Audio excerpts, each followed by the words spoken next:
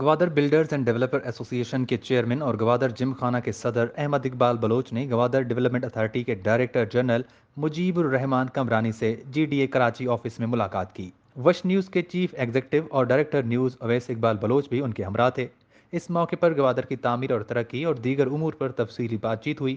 Director general G D A Mujib الرحمان کمرانی نے احمد اقبال بلوچ کو یقین دہانی کراتے ہوئے کہا، گوادر کی تعمیر اور ترقی میں گوادر ڈیولپمنٹ اتھارٹی بلڈرز کو ہر ممکن تعاون کرے گی۔ مجیب الرحمان کمرانی احمد اقبال بلوچ کے والد محترم مرحوم حاجی محمد اقبال بلوچ کی خدمات کو سراہا۔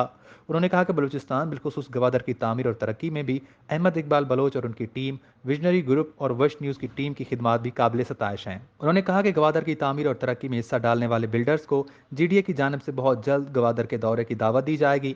بلڈرز کو عرصہ دراز سے جو مسائل درپیش ہیں ان کو زیر بحث لا کر ان کو فوری طور حل کرنے کی کوشش کی جائے گی۔